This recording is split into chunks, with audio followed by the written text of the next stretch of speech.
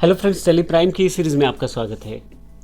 पिछले काफ़ी सारे सेशन से हम जनरल वाउचर्स की जानकारी ले रहे हैं। पिछले सेशन में हमने लॉस बाय थेफ्ट और लॉस बाय फायर की जानकारी ली थी और हमने उन एंट्रीज़ को प्रैक्टिकल रूप में करके देखा था किस प्रकार से हम, अगर हमारा कुछ माल डिस्ट्रॉयड हो जाता है आग की वजह से यानी कि फायर की वजह से, तो उसकी एंट्री को किस प्रकार से जनरल के थ्रू करते हैं, और अगर माल चोरी हो जाता है तो उसको किस प्रकार से जनरल वाउचर के थ्रू किया जाता है।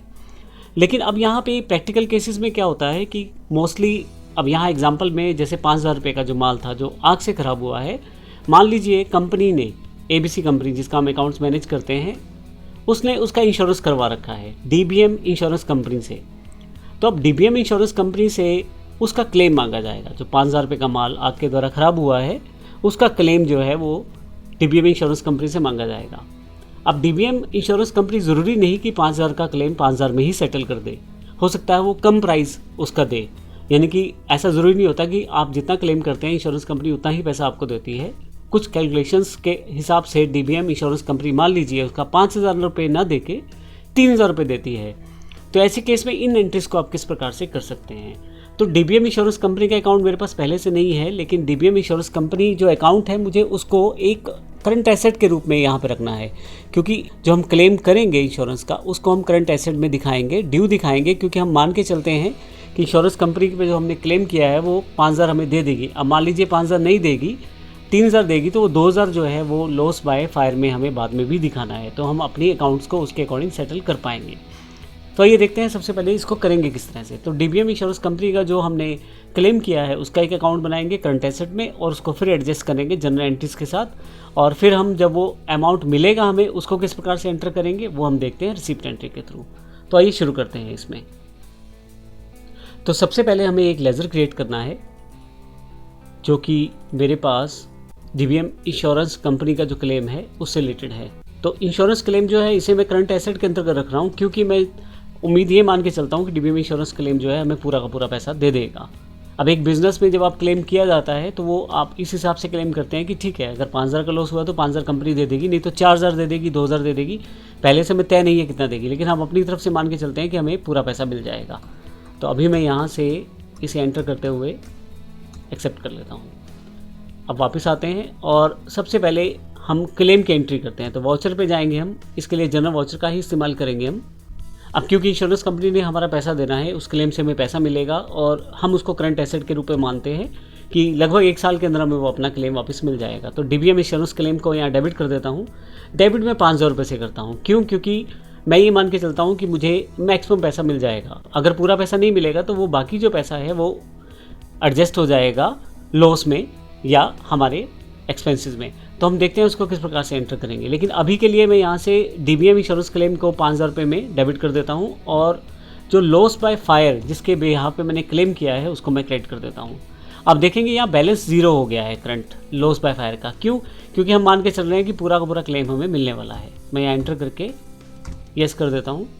अब अगर आप जाकर बैलेंस शीट में देखें, करंट एसेट में देखें, तो ये DBM इंश्योरेंस क्लेम हमें दिखाई देता रहेगा जब तक हमें इसका पैसा नहीं मिलता। तो 5,000 हम मान के चल रहे हैं कि हमें मिल जाएगा, तो यहाँ पे हमारे पास करंट एसेट में दिखाई दे रहा है।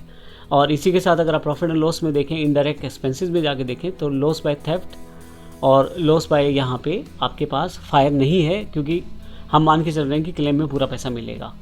लेकिन प्रैक्टिकली ऐसा होता नहीं है। नॉर्मल केसेस में क्या होता है, आप इंश्योरेंस कंपनी जो है पूरा पैसा आपको वापस नहीं करती हैं, वे आपको उसका कुछ भाग देती हैं। जैसे मान लीजिए 70% या 80% आपको वापस मिल जाता है। तो हमारे केस में भी ऐसा हुआ है। हमारे केस में 3,000 रुपये मिले हैं। हमारी जो गुड्स डिस्ट्रॉयड हुई थी फायर के साथ, आग लगने की वजह से 5,000 रुपये का जो हमने क्लेम किया था उसके हमें 3,000 रुपये ही मिले हैं। तो ये देखते हैं इस एंट्री को किस प्रकार से हम सेटल कर सकते हैं। तो ये एंट्री हमें बैंक में पैसे मिले हैं, रिसीप्ट हुए हैं, तो हमें ये रिसीप्ट वाउचर में एंट्री करना है। तो ये देखते हैं। अब यहाँ फिर से वाउचर पे आ जाता हूँ मैं। यहाँ से जनरल की जगह आपके पास रिसीप्ट वाउचर है, क्योंकि अब मेरे पास पैसे आने वाले हैं जो कि कंपनी मुझे पे करेगी, इंश्योरेंस कंपनी। लेकिन इस एंट्री को अच्छी तरह से समझने के लिए ज़रूरी है कि हम यहाँ पे इसका मोड चेंज कर लें, क्योंकि हमें एक साथ 2-3 अकाउंट्स की ट्रांजैक्शन करनी है ताकि हम समझ पाएँ कि एक्चुअल ट्रांजैक्शन क्या हो रही है। तो चेंज मोड में मैं इसको सिंगल एंट्री की बजाय डबल एंट्री ले लेता हूँ। अब हमारे पास डेबिट और क्रेडिट हमारे सामने हैं दोनों। अब सबसे पहले तो हमें DBM इंश्योरेंस क्लेम है वो 5,000 रुपये में सेटल करना है, तो 5,000 रुपये हम इसके लिए इसका अकाउंट क्रेडिट कर देते हैं। अब देखेंगे कि आप इसका बैलेंस 0 हो गया है। तो अब ये हमें 5,000 रुपये इसलिए करना है, अन्यथा ये हमारे पास वहाँ करंट एसेट में खड़ा दिखाई देगा और हमें ये ऐसा रहेगा कि शायद हमें पैसे मिलने हैं, पर एक्चुअल में उसने तो टोटल क्लेम सेटल किया है 3,000 रुपये में 5,000 की जगह। तो ऐसे केस में हम यहाँ पे 5,000 रुपये से क्रेडिट करेंगे DBM इंश्योरेंस का क्लेम, और जो डेबिट करेंगे उसमें हमारे पास जो अमाउंट मिली है IDBI बैंक में वो मिली है 3,000 रुपये। और बाकी क्योंकि ये नॉर्मल सी बात है, चेक के थ्रू अमाउंट मिलेगा आपको, तो आप यहाँ इंस्ट्रूमेंट नंबर या DD नंबर जो भी आपको मिला है उसके साथ आप इसको सेट कर सकते हैं।